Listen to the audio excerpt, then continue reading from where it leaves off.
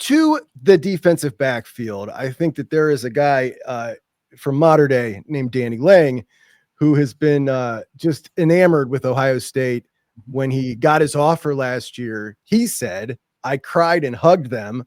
And ever since then, he has just, kind of spouted Ohio State from the top of the mountaintop, worn the Ohio State headgear at his games.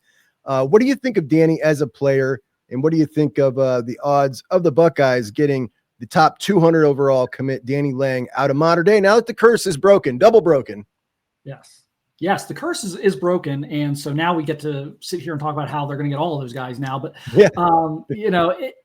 first of all, Danny was super impressive last week. I saw him in person against St. Thomas Aquinas. I was down in Florida. Danny was phenomenal. I love the way he plays. He is like he's not quite as tall, but he plays like Davis and Igbinosun in terms of crashing in down against the run, being physical, not just being a coverage guy, being a run support guy, being, loves those contested passes.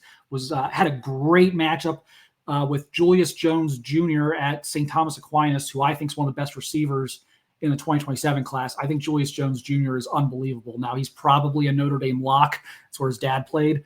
But that was a phenomenal matchup. I thought Danny more than held his own against that. And Danny even told me, he said he didn't play a lot of corner last year at modern day. I just positional needs, was playing some safety. So he hasn't been playing a ton of corner. Now that's where Ohio State's recruiting him to play corner. So he is a corner long-term. But, making that transition and doing a good job on Julius Jones Jr. and kind of winning his share of matchups there. I love him. And I think Ohio State, and I don't say this lightly because I've always been I need to kind of see the modern day curse broken to believe it. So I've always kind of had that little thing, even with KDW, I was like, okay, I like what I'm hearing, but I still need to see it actually happen. I'm going to go out on a little bit of a limb here and say that I think it's going to be very tough to beat Ohio State on this one. With Chris Henry Jr. and Cade Nixon-Wyatt in his ear. And you got to remember, these are guys, these practice battles. I was talking to Danny about it. These practice battles are intense with those two and Danny. And Danny's very much wanting, I think, to continue that. I think he's very much in that iron sharpens iron mentality. And I think he would love to continue to practice against those types of receivers at Ohio State every day. And so I think Ohio State's in a really solid position right now. That sounds great. And that all sounds like it lines up very, very well. To an in-stater who I think, I don't want to say we've been cautioning, but maybe not to look at this kid like quite the in-stater that you would normally think. And that's Ace Alston, who is a total stud cornerback out of the Cincinnati area and, ranked the number 12 corner in the country now. But also has families from Alabama. They came up here. Like, he's not your typical, been in Ohio several generations, grew up a Buckeye fan type of kid. And it's certainly already looking like a very national recruitment for Ace. I don't know how much the Buckeyes have the geographical edge, if any at all, on this one. What are your thoughts?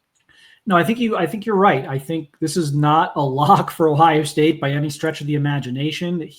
He should not and cannot be looked at as really a true Ohio kid in the sense of the family ties to the southeast part of the country.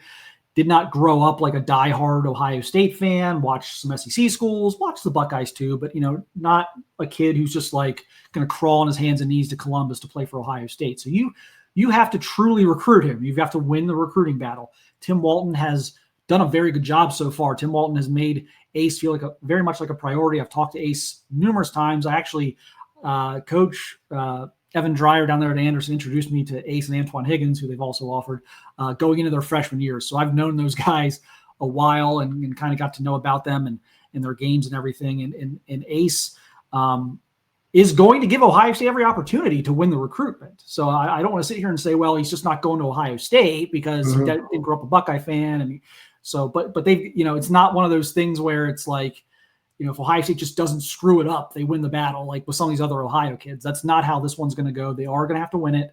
And again, I like what Tim Walton's doing here, just kind of treating him like a 5-star from Texas or Florida, like you would, just like you would treat Devin Sanchez kind of thing, like trying to get him up on campus, getting to know his family, just continuing to build the relationship. I thought this was a good step forward on Saturday, not because of the final score, but look, the secondary was lights out.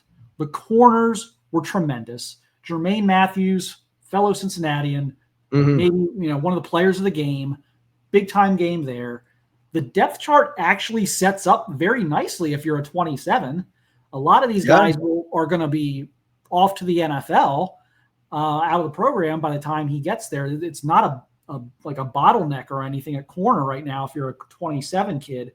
So he sees all that, and then you see Devin Sanchez out there in crunch time as a true freshman. So he also knows, like, hey, the best players are going to play for Tim Walton and for Mark Guerreri. So, like, there was a really good combination of things, I think, that happened for Ohio State on Saturday that are, going to help. Yeah, some very good selling points there. While we're on it, let's talk about his teammate there, Antoine Higgins, one of the best linebackers in the country. Do you see him as a linebacker long term? I could see him as especially, so this is always my thing with Antoine, is we kept hearing about like these jack positions and, all this other stuff with like the stand-up edge rusher, and it never happened.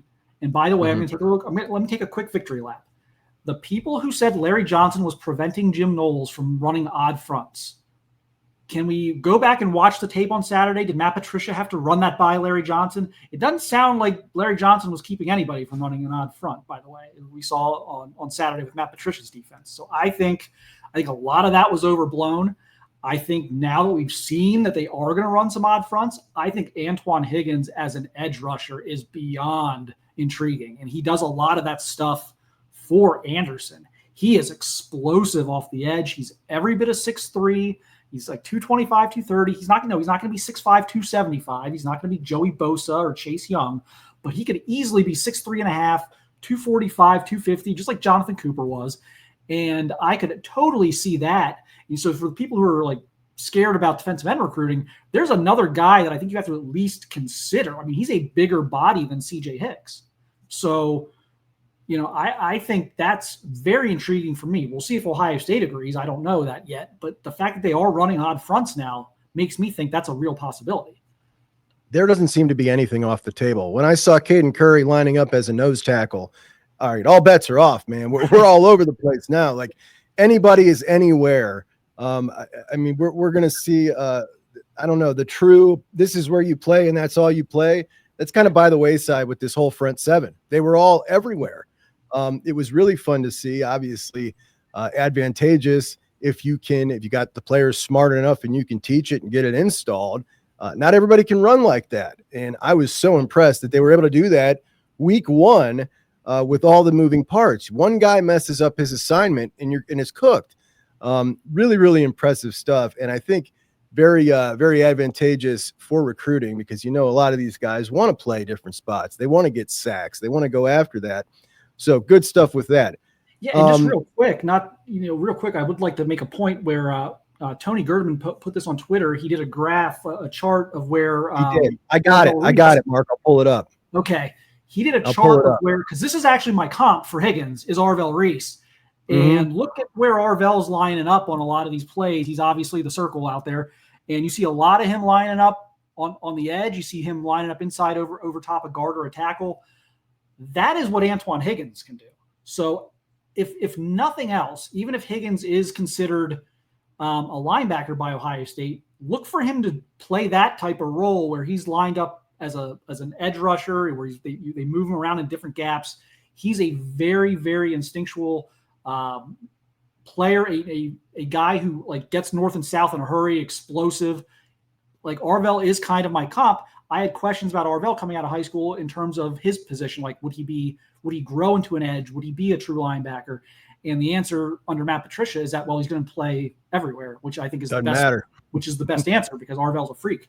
And I think Higgins fits that type of body type. That sounds fantastic.